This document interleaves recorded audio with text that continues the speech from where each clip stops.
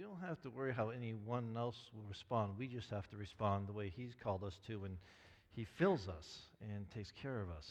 And it's interesting because as we were doing Joyful, Joyful, we adore Thee, and there's certain hymns and songs through the years you're like, man, these writers just were good.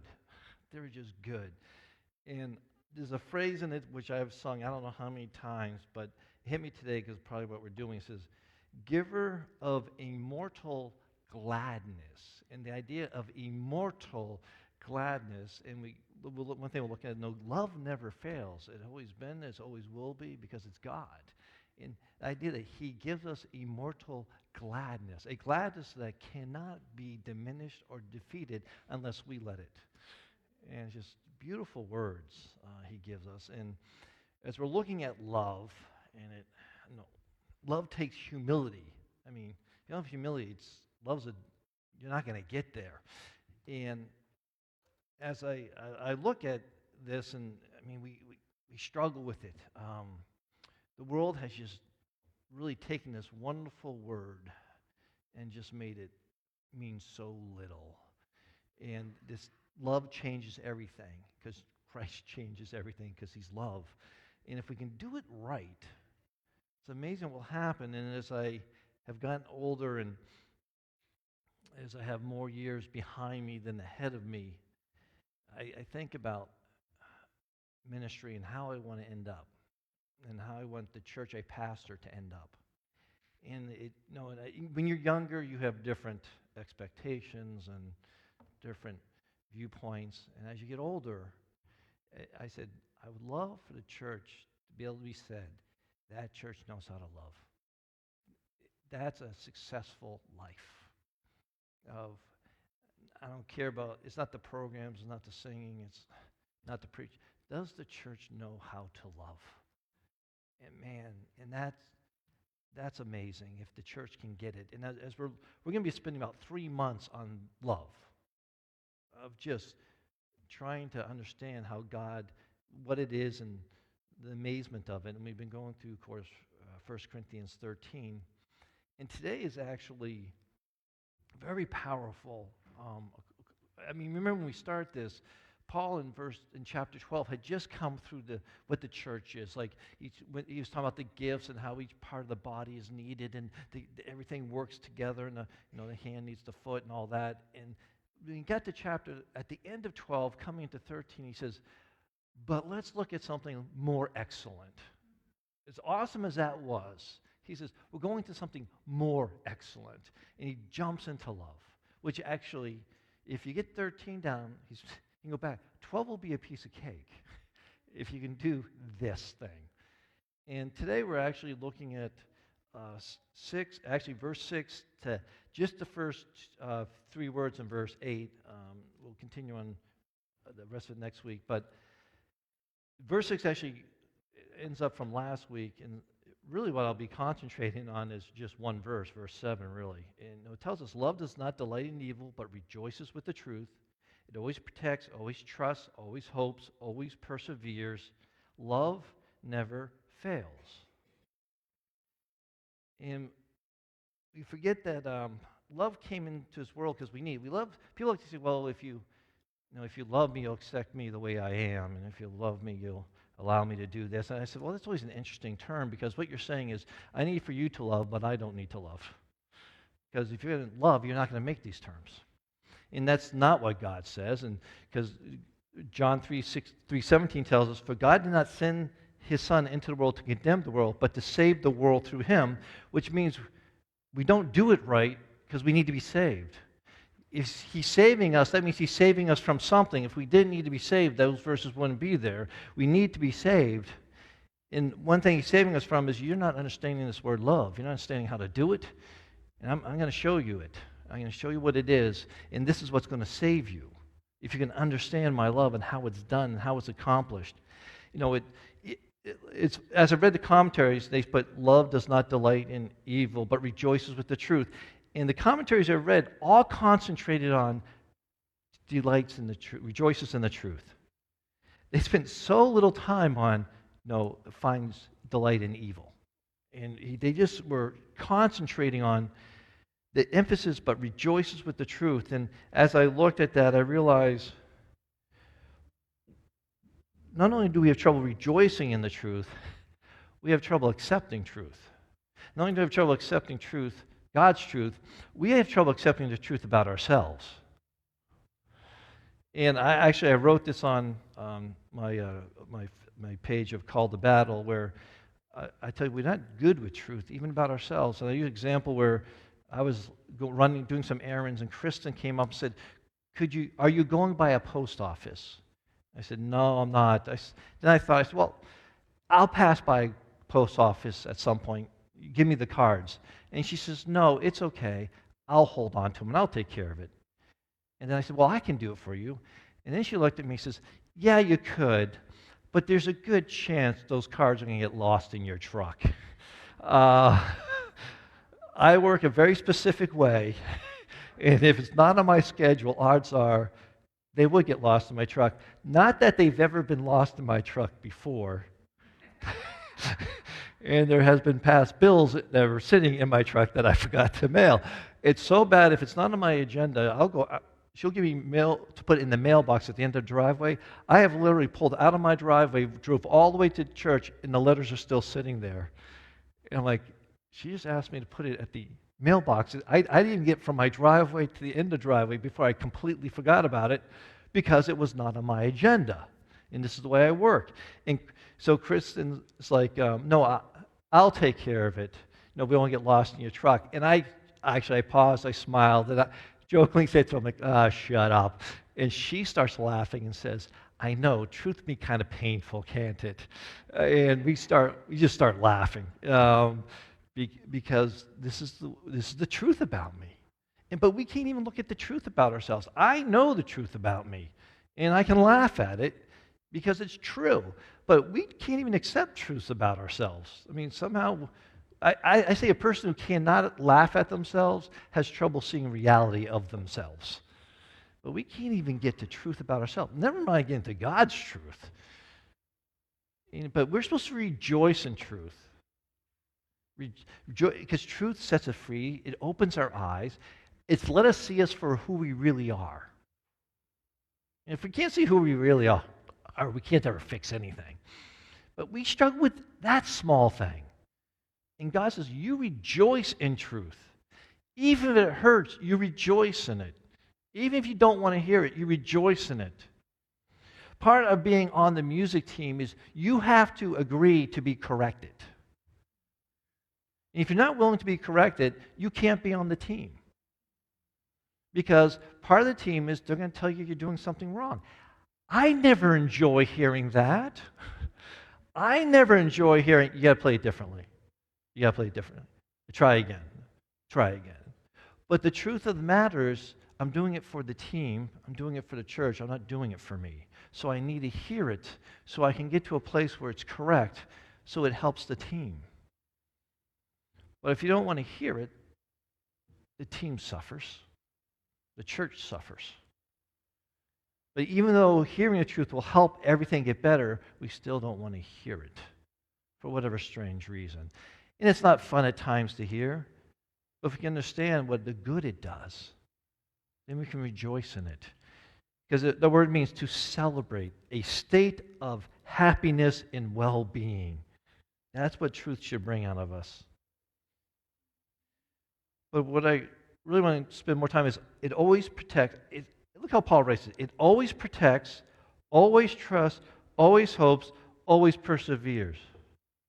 Now, grammatically, he didn't have to put the always in for each one. But he made a point of putting always in, the redundancy of it. It always, always, always. There's not an exception. It always protects unless this happens, then don't do it. Or always trust unless this happens, then don't do it. And Paul, love always does this. This is what love looks like. It's what it always does. I mean, it gets us to 1 Peter 4:8 that says, above all, keep loving one another earnestly, since love covers a multitude of sin. See, if we can't get to this thing of protecting and trusting and hoping, we're not getting into that part because we're going to hurt each other.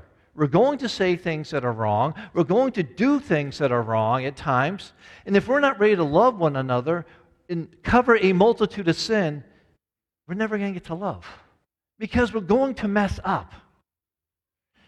And Paul is saying it protects, it trusts, it hopes, it perseveres. And what I really want to concentrate on, because we could look at God, just God, that He always protects, trusts, hopes, perseveres. But I want to look at us. Well, there's an aspect of this of what we're supposed to do for one another. There's the aspect, he's talking to the church. Here's what the church is supposed to do for one another if they're one with God. If they're one with Jesus Christ, here's how we respond. And one is, it always protects. It doesn't expose a person's shortcoming to the world. It does not take the person when they mess up and make it for the whole world to see. And we love doing that in this world. That when we mess up, put it on Facebook, put it on X, put it on Instagram for everyone to see so they can laugh at it, degrade the person, tear the person down. And Paul's saying love protects that person, especially when they mess up. That you're not going to keep dragging them through the mud and ridicule them and tearing them down, but it's going to do what you can to protect them at times from themselves. I mean, we'll go as far as gossiping to tear a person down. One pastor was talking about, he said, gossiping, you know why we like it so much? It makes us feel better because it makes them look worse. Someone who loves will look to protect. And the protection has to be made because something wrong has happened. Now, it doesn't mean we cover sin. It doesn't mean we make excuses for sin. But we're trying to make the damage not go any further and help the person.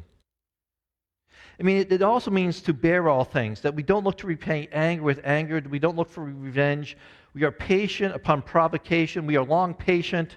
Like Jesus is slow to anger, abounding in love, that we're supposed to be slow to anger, abounding in love.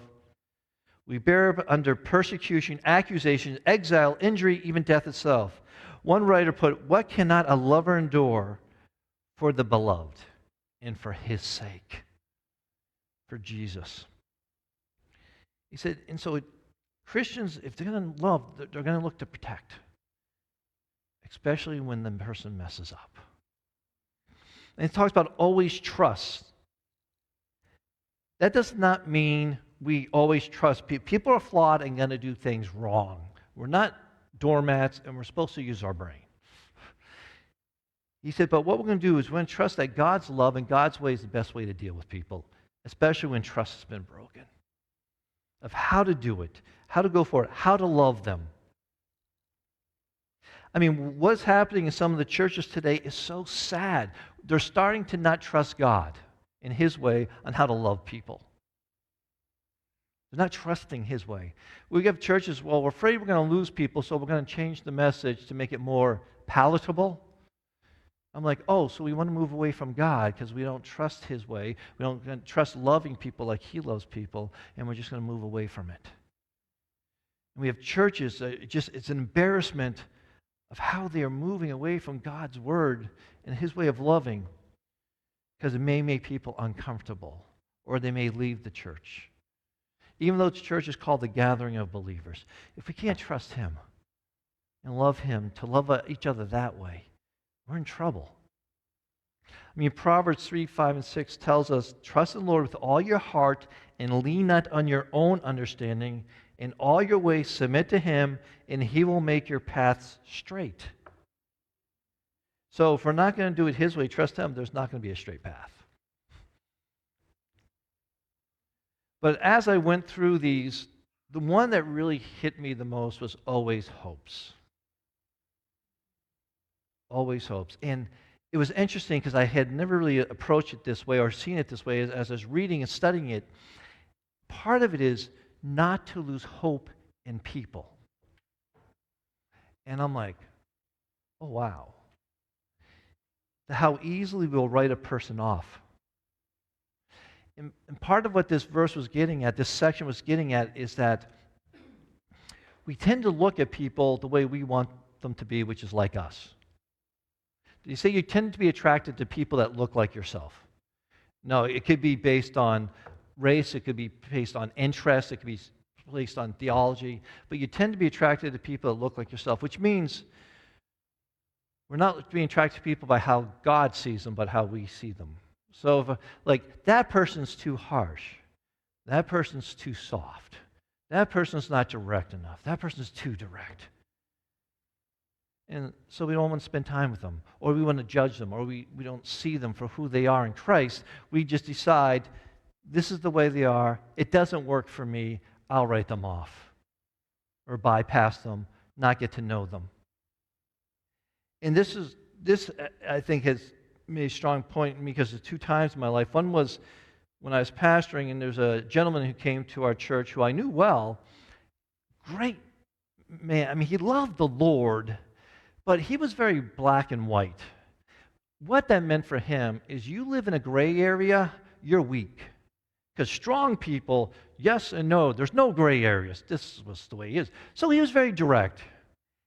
And he felt feelings just got in the way of doing what you needed to do. And this is who he was. And he was actually another church. He was an elder in a church, and they asked him to leave. He came to me. I went to the pastor and said, listen, he's at my church. I know him. Is it okay as we take him on? He said, oh, please take him on. We just can't deal with him.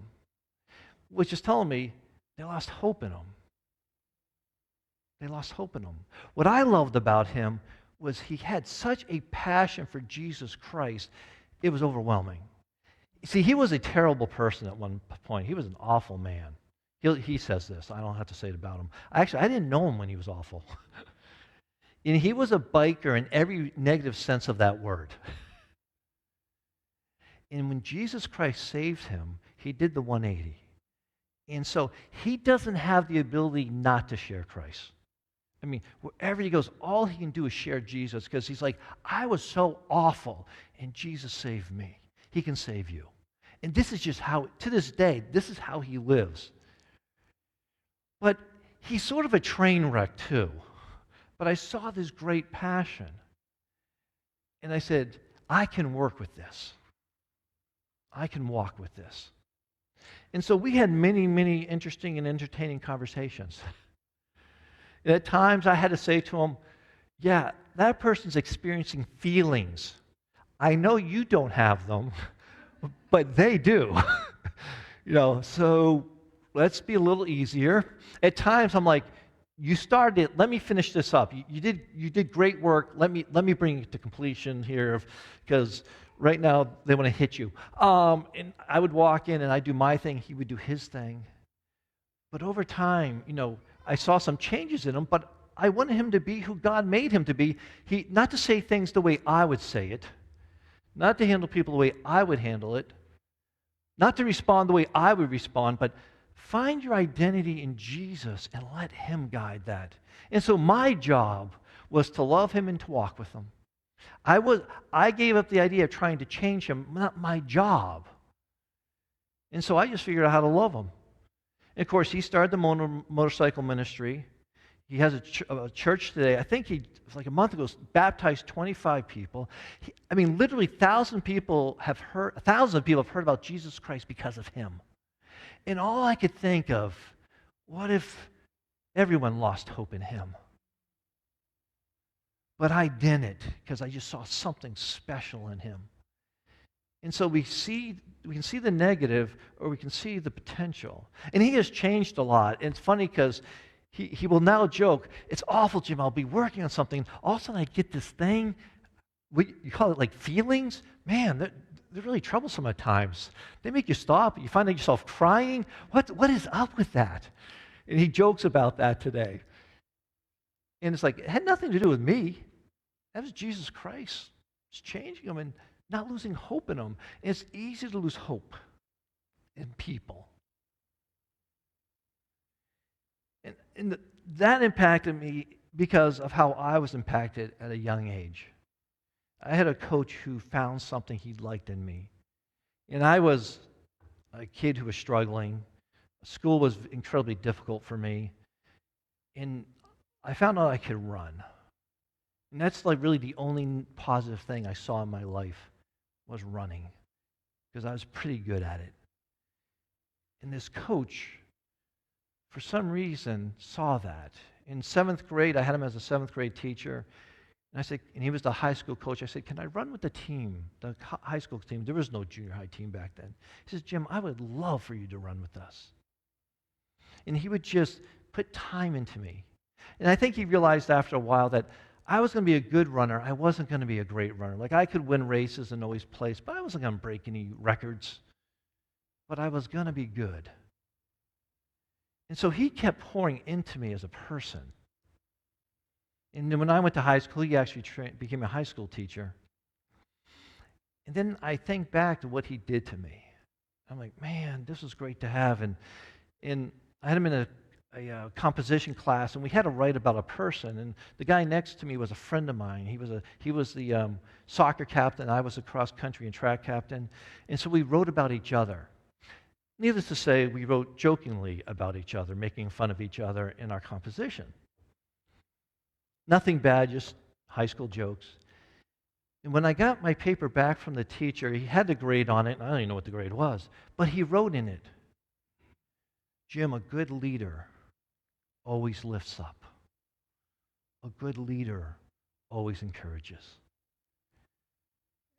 And I'm like, oh. And so I looked at my friend, I said, did Mr. Welch write anything on your paper? And he says, no, he just gave me a grade. And I realized this guy took time to help me be a better leader. And so I walked up to him, said, Mr. Welch, thank you. Thank you for writing that. He says, Jim, I wrote it because I knew you would receive it. And I'm like, how did you know that? How did you know that? And at the end of the season, my senior year, he gave me the award for the most outstanding runner, and there was a couple runners better than me. And I went up to him, I said, Coach, I don't know if I really deserve this award. He says, Jim, the award isn't just because you run fast. It's because also the young man that you are. And I'm like, ooh. And I remember it was my last week of school, and he called me into his classroom, and he always called me Jimmy Watson. And he said, Jimmy Watson, can you come in here? I'm like, yeah, Coach. He says, how are you feeling about college? I said, Coach, I'm worried. Can I really run with these guys? You know, and I'm not the smartest guy in the world. You've had me as a student. You know I'm not the smartest. He said, do you think I spent these last 6 years teaching you how to be a fast runner? I'm like, yeah. He said, no, we were working on so much more than that. He said, you've learned dedication, you've learned commitment, you've learned perseverance, you learned hard work. Well, it was raining and sleeting, snowing out, you were running, and when it was hot out and people were in the pool, you were out running. You know dedication, you know commitment. You're going to be just fine.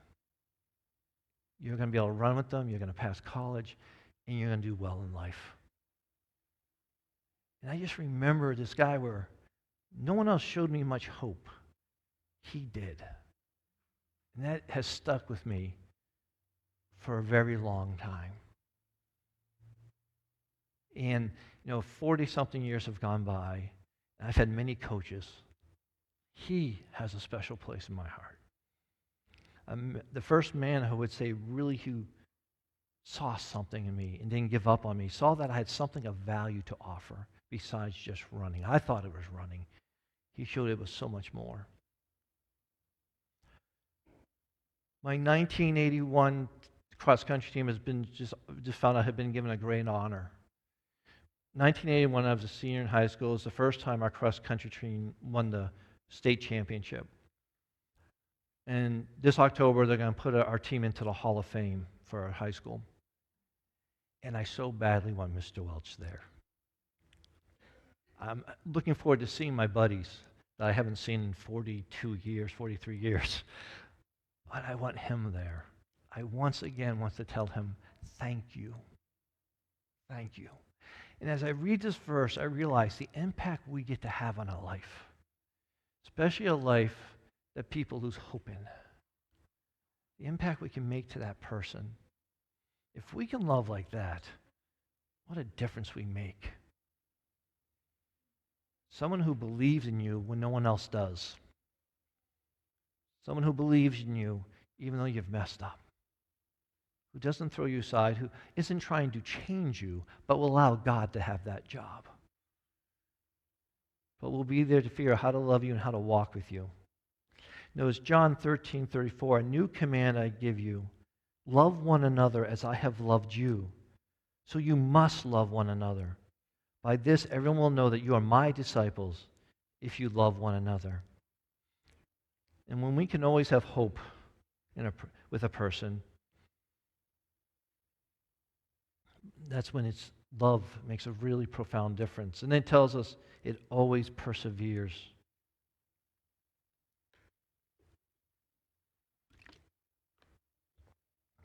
It doesn't quit. Love doesn't quit. It goes with the rest of it. It doesn't quit on people. It doesn't quit on circumstances. One of the saddest things I've seen in the church is how quickly Christians have quit. Even in the church. There's too much arguing. There's too many things going wrong, or this isn't happening, that isn't happening. And I think, did somewhere along the line God tell us it was going to be easy? I mean, we're told in Ephesians 6:12, for our struggle is not against flesh and blood, but against the rulers, against the authorities, against the powers of this dark world, and against the spiritual forces of evil in the heavenly realms. That is who our battle's against. And in the church of Corinth, it was in the middle of debauchery, and the church was making many blunders and dealing with tough issues. In that church, Corinth was just an awful place, and people were coming to Christ, and they were bringing some of their debauchery into the church as they were coming to Christ. And so they're fighting this to say, no, this isn't how we do it. This isn't how we love this. But they were having to deal with some of these tough issues, and it would have been easy just to quit. But love perseveres.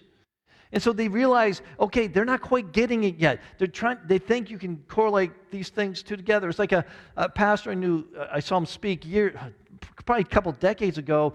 He was a drug dealer who became a Christian. He said, when then I became a Christian, I started following Christ, and then I was still dealing drugs. And I went up to my pastor and he said, I hear you're still dealing drugs. He says, yeah, it's okay though. I tithe my drug money.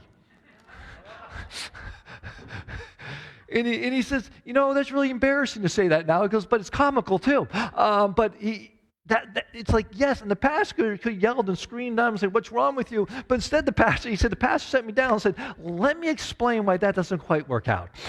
But instead of just saying, you an idiot? And he's like, no, let's walk with this one. And he persevered with them. And even better is the man who was the drug dealer persevered and became a pastor later on. He wasn't quit on. The pastor didn't quit on. The church didn't quit on him. It persevered. And problem in churches, trouble comes, difficulty comes, and the first thing they think is, well, let's cut and run. Why? Did you think it was going to be easy? It's never going to be easy. Because if we're doing the work of God, Satan's ticked off. And if Satan's ticked off, he's coming after us.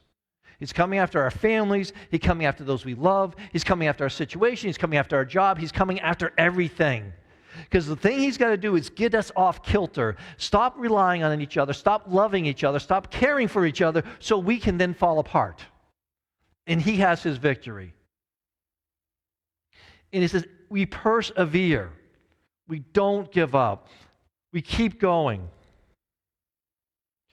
I have heard some of the craziest things in my ministry, which if you have a good sense of humor, it makes it a lot easier. You really got to develop a sense of humor at times to deal with Christians, or even to deal with me. A sense of humor is a wonderful, wonderful thing to deal with it. I literally had a person come up to me and said, you should apologize to me. I said, I didn't know I did anything wrong. They said, you should have known. And in my head, I went, I'll work on that mind reading thing and try to get better at it. But it's easy to come back of, are you kidding me? Instead of saying, why were you afraid to talk to me? What is it about me that made it difficult for you to tell me? Because obviously, I make you nervous. There's something about me that makes you nervous, so you can't talk to me. Can we talk about that? What am I doing that causes that? And I know the conviction really is God's convicting them, not me. But you'll hear these crazy things at times. I mean, I had a person who was upset with me because I didn't realize as I was talking to him, Kristen was with me, they're upset that I wasn't Jesus Christ. And I thought they were saying something else. And then Kristen's the one who says, no, no, you want him to be Jesus. Now, he's working on it. But we get into these things and people just want to quit. Or you want to quit on the person. It's like, no, this is the battle we're in. And if you can't persevere through small stuff, you're not going to persevere through the tough stuff. I mean, especially when we're attacked unfairly. And no one knows more about getting attacked unfairly than Jesus Christ. And of course, love isn't being a doormat. The key to love is embracing Jesus when that's happening. I just think of Jesus on the cross. I mean, talk about persevering and not losing hope in people. And, he's on the cross. Now, as we know, he could have called down legions of angels and wiped everyone out. He could have cursed Pilate and the soldiers and the Pharisees and Sadducees, and he could have done so many things, but instead he sat on that cross saying, it perseveres. I know what I'm doing is going to help you. You may not see it, you may not know it, you may never receive it, but I know it's here to help you. And because I love you, I'm going to persevere this pain, this death, so you can have life. And so Christ shows amazing love while he's on it. And I was telling my son in the men's group, I said, becoming a grandparent, I'm understanding God just a little better. And I didn't expect that. He said, and I said, what it means is, I know the hardships of your child not sleeping through the night. And if you're a parent, you know what it's like. Where your prayers like, oh, Lord, just a few hours of sleep. Just a few hours of sleep. Or the frustration, and you don't want your child to go through that. I wish I could have that so Clara would sleep 10 hours a night and it'd be a piece of cake. I mean, that's what I want. Because I love my son, I love my daughter-in-law, and I want that for them. And I realized that, yes, God's saying, I would like that for them too. And God can actually do something about it. I can't. But God's also saying, but you're not understanding. As they learn to deal with this, it's going to prepare them to deal with the next thing, and the next thing, and the next thing. So these nights when you're like, oh, Lord, I love this child, but man, do I hate this child. Screaming. But God's like, you're learning. You're learning. You're learning to love your child, not just in the good times, but in the difficult times. You're learning. And so God will have us go through trials, go through these difficult times, because He's saying, as you get through it, you're learning. And I get it now. I said, I always knew it logically in certain things, but it's becoming more and more clear of like, this is what you're doing. The trials, the hard times, it's making it tougher for the next thing, and then for the next thing. I like to joke, if you think that the diaper bag, if you're a parent with small children, you can't go anywhere without that diaper bag. And you may all remember, I remember that. Does it have the pacifier? Do you have the bottles? Do you have the diapers? Do you have enough diapers? Do you have the diaper wipes? Do you have the little toy? And you forget something. It's like, I can't believe you forgot that. And you think, it's such a pain to go around with this diaper bag. But when your kids get older, what do you say? Remember when the biggest issue was the diaper bag? Boy, I wish I was back in that day where the biggest issue in my child's life was the diaper bag. But those things get us to the next stage. And he's like, if you can learn to love like this, if you can learn as you're going through this, that love, it protects, it trusts, it hopes, it perseveres. We make a difference because at the end it tells us love never fails. It does not fail. It will never fail. It never has failed. It never will fail. It'll never fail in the future. And if we can just keep loving the way Christ's love does, showing us how to love one another, that will always make a profound difference. The goal of the church is actually not to have lots of great programs, and it's okay if they do. And it's not to have the best music team in the world, to have the best preacher. A church that can love like this will change the world. And that's what we're called to do. A very little thing, change the world. That's Christ in us. That's not us. Because if we can love like Jesus, it can do nothing but change people. Because they're going to want to know this God that we know, this God that we love, and this God who has changed us. Going back to my friend Tom, who sits there and just can't believe that God would take a wretch like him and give him salvation. And he's like, how can I not tell people that? In all his awkwardness that he was, he desperately loved people because they wanted to know this wonderful Jesus who loves so deeply and so beyond our imagination that everyone has got to know him. And he laid it out with us on the cross. He showed us the ultimate act of love. Here's how you love a person who hates you, who will never receive you, who will never understand you, because there's plenty of people who aren't going to heaven, and Christ still died for them. Always having hope that they would call out to him. And while we were still in our sin, he loved us, not giving up. And so he gives us the table to remind, this is what love looks like. And this is how you're supposed to love one another. And if we can get this down, what a difference we'll make. It'll be a profound difference we can make at our work and at our home and on our street and with those around us and with those who are difficult. And in turn, people get to love us when we're difficult. It's a beautiful thing. Lord, we thank you for what you've done for us.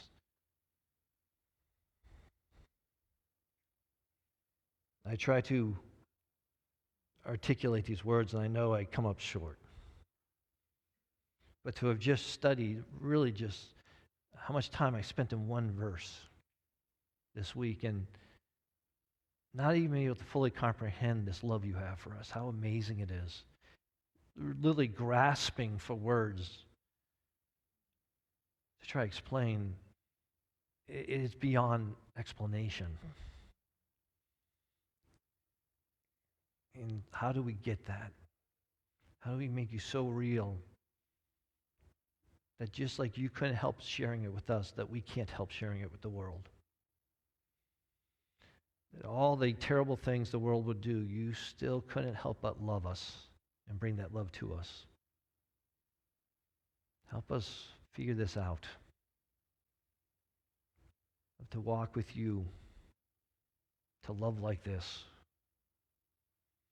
Because it does give us peace, it gives us joy, it gives us hope. And it doesn't even matter how other people respond, because we know we're in your love, and there's nothing greater. Lord, as we come to this table, may we understand what you have done for us and be able to share that with one another. In Jesus' name, amen.